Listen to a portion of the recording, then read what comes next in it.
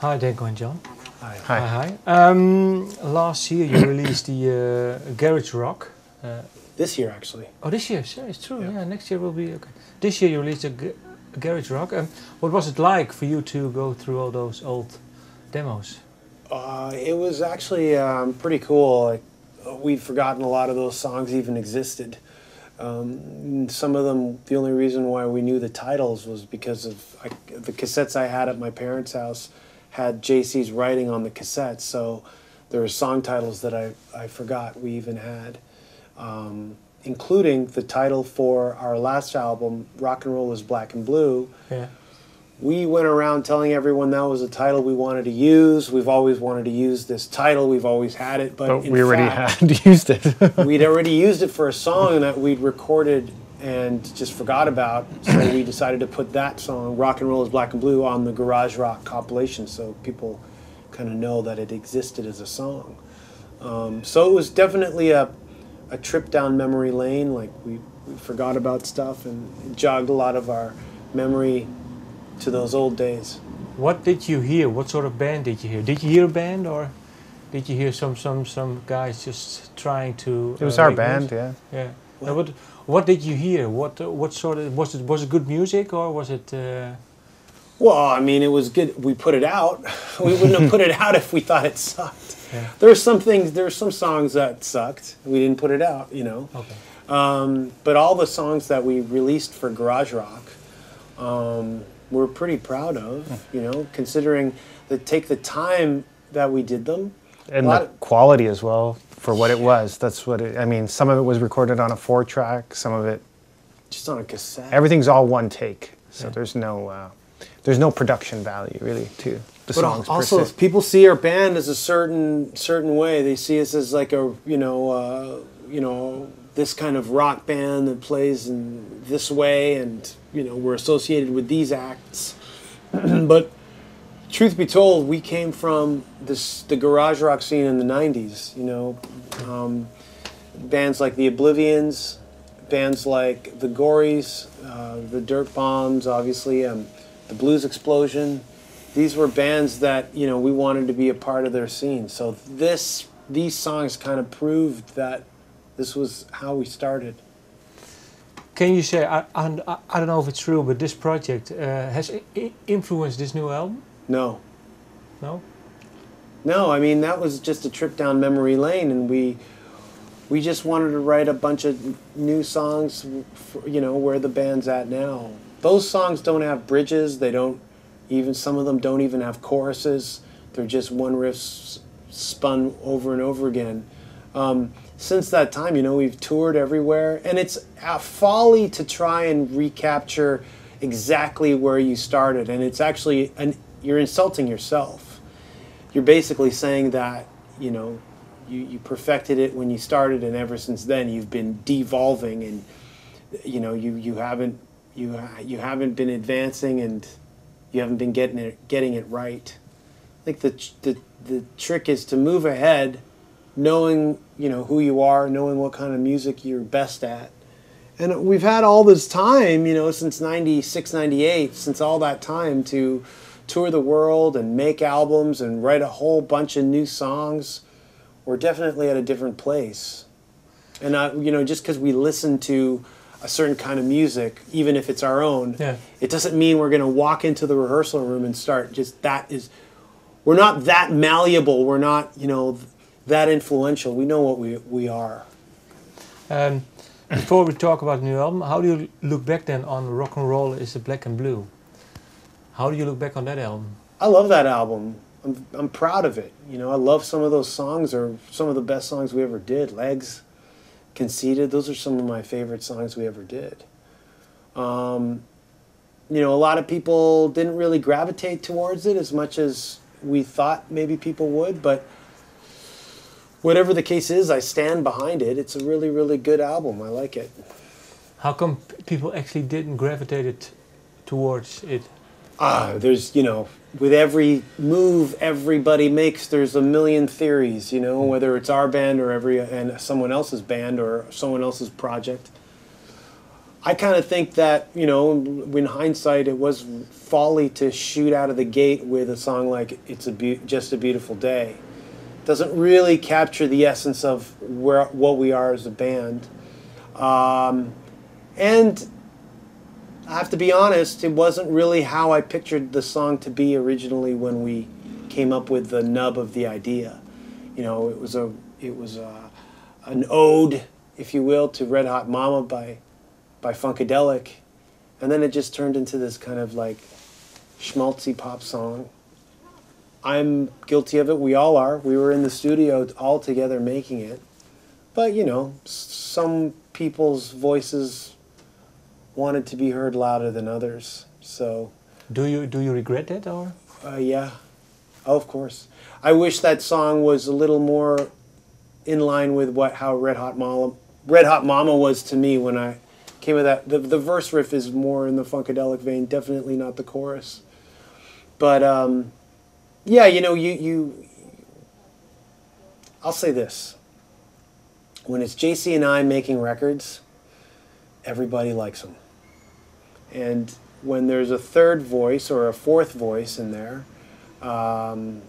who's not very familiar with, you know, what we're best at, it kind of muddies the mix. But how come the two of you then gravitate more towards what they are saying, the other two? How come? We're very nice. We're nice guys. And we're very welcoming to people who we've chosen to be with or work with. And whether or not people think differently of us is their opinion. It's usually by people who've never met us. Yeah. But when we choose, or when people choose to work with us, the trick is that, look, we're all on the same team here. Yeah. So whatever egos, you know, need to be put aside, let's do that. And in some instances, to be honest, some people can't get over that. And that has to do with being secure with yourself and all this other stuff, you know. That's a whole other interview. That's a whole other interview. But did this, what happened to that song, did that influence this album? Not per se, really. I think more than anything, we both really wanted to make a record that, you know, when me and him get together and we write, we have an idea, it's more focused. And now with bringing Rich into the fold, which is our new drummer, it was way easier to communicate between the three of us and to have the end result be what Fire Music is, where it's just, you know, stripped down, really energetic rock and roll. And the process of making it was easier than the last record. So. But you said maybe you did. Did it influence? Well, we definitely weren't going to do another song like Just a Beautiful Day. That's what I was going to say. Mm-hmm. And on this album, there's nothing that comes close to being, for lack of a better term, soft and nice, you know. So it's really just angry, high energetic, you know, fist in your face, balls to the walls, rock songs from beginning to end. No lovely, you know, beautiful, nice chorus, just hammering constantly. Did you know? Of course you did, but Flash Lightning. Did you know the band good? We knew of them, so that's the band that Rich was in beforehand. So we knew of them, and yeah, when it came down to getting Rich, we were looking around with different drummers, and he was one of the guys that we auditioned, and you know, almost several months way before he came into the fold, and we seen some videos of him playing online, and we were blown away by the videos online, and then we did a few rehearsals, and then we kind of went, okay, this is let's take a stab at this and let's see how it goes. So kind of threw Rich into the fire because he just came on and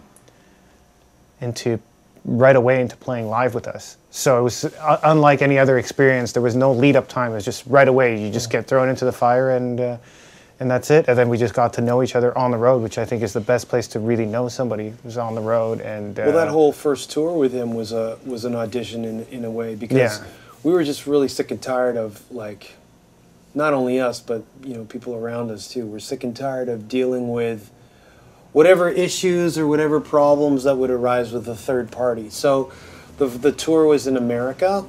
You know, Rich came in kind of a week into that tour, and really it was us figuring out if we could hang together. It's as simple as that. Yeah. And you can have the chops, all the chops in the world, but if you're a total asshole to be around, it's going to make touring very hard, you know. So the chops were already there. Okay, we knew he could play drums. He got the gig. But like, you know, how are you as a person, you know, traveling and touring and living with each other? And after a year and a half that he's been in the band, it's been great. And going through the process of this album, awesome. It's been the best so far. Is there one thing that happened during that tour, that first tour, that you thought, well, hey, this guy is what we need? Maybe one small thing. Maybe how I think there was several different things where it's kind of conversations and learning about each other, and just his attitude, really, just his general attitude. Can you share one small thing, maybe? It's hard to zero in on stuff. But I would say how prepared he's been and how professional he was, and how, you know, the biggest thing for me was when he just came in and brought his kit to a minimal kit, which is the biggest. That's how we started the band. Really, just, you know, floor tom, snare, and kick drum. It's, if you can make do with the minimalist kit, then that's a true mark of. That was a big thing for me, because that was kind of like conceptually from the beginning, that's what the band has been about. Make a big racket with as little possible trinkets as possible. And every drummer consistently kept and respected that tradition in the band. Our last drummer before Rich didn't. When we brought up the rack tom issue, he just said, well, that's not going to happen. So that was the attitude that was set. That was the what is it? The precedent. Yeah, that was a precedent, but it's also the tone that was set for his stay. And that's fine. Us being welcoming and accommodating. Us being nice guys. Yeah. Us being very accommodating, we let it pass, even though that was a really big thing for me, and I just let it pass. But then when Rich himself said that he wanted to take the rack tom off the drum kit, you know, a lot of people who aren't in bands and who are listening to this, they think, okay, well, whatever. You know, what's a one piece of a drum to you? Why make such a big deal of it? True, but it also says something about the person, and that's respecting the situation you're walking into, respecting the tradition and the history of what they've established, and working with that. And that only comes with whether or not you've got the chops to pull it off. Yeah. And every drummer has always maintained that in our band, who has been in there, because they can. They have the abilities to do so.